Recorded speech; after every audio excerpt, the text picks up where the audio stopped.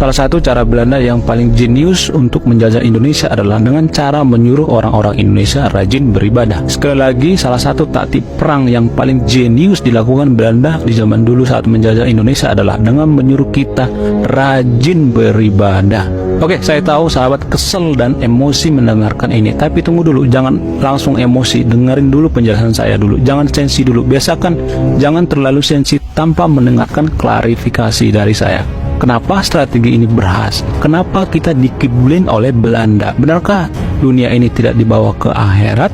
Kenapa Belanda menghalalkan berbagai cara untuk menjajah kita? Saya akan jelaskan seterang-terangnya alasannya sebentar lagi. Seperti biasa, saya Repangi, kita kuliah taktik perang ideologi sekarang. Kenapa strategi Belanda menyuruh kita rajin beribadah bagian dari strategi perang? Karena Belanda meneliti dan mengamati melalui intel rahasia bernama Snog Urgronce yang menyamar menjadi ulama dengan nama penyamaran Abdul Ghafur dari Turki. Oke, sebentar, biar nggak keliru dan salah paham akan kebenaran yang saya katakan. Sahabat bisa ketik di Google siapa itu Snog Urgronce. Oke, kalau sudah, kita lanjut lagi. Hasil dari penyamaran ini menemukan rahasia untuk menaklukkan Nusantara. Maka seluruh Indonesia disuruh taat beribadah. Maka sejak saat itu pemerintah kolonial Belanda membangun gereja, masjid, pesantren dan lain sebagainya sambil ada pesan beribadah aja yang rajin biar masuk surga. Dunia mah nggak dibawa ke surga, ya kan? Politik, teknologi, pemerintahan, administrasi dan lain sebagainya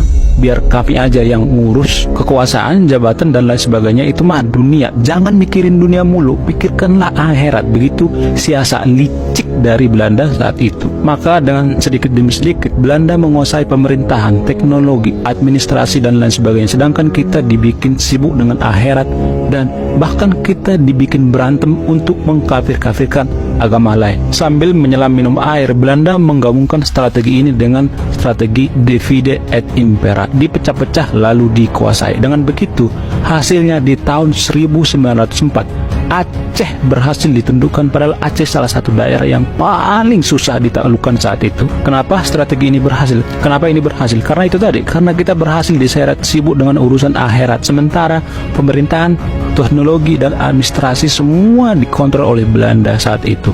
Saat itu kita dikontrol hidup-hidup oleh Belanda melalui pembodohan, dipersibuk dengan akhirat. Padahal dengan memikirin akhirat tanpa akhlak dan perbuatan baik juga gimana mungkin masuk surga, ya kan?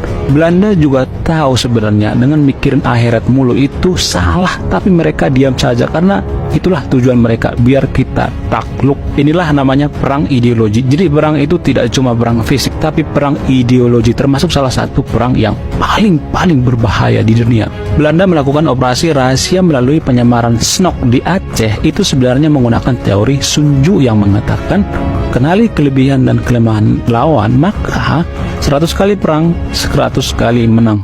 Teori ini sangat berhasil melalui penyamaran agama yang dilakukan Snog. Itulah kelemahan kita dari dulu. Kita selalu cepat percaya dengan seseorang yang bertopeng agama.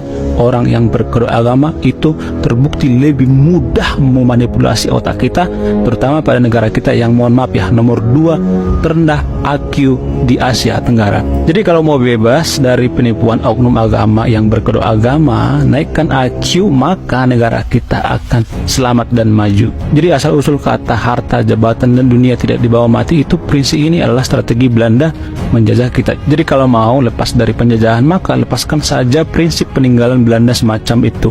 Karena orang yang mengatakan harta tidak dibawa mati itu adalah prinsip orang yang tidak pernah ngalamin tidak punya uang buat biaya pemakaman, juga tidak pernah ngalamin berantem keluarga karena kita mati meninggalkan utang, bukan ninggalin warisan. Itu sih menurut aku. Kalau menurut kalian gimana?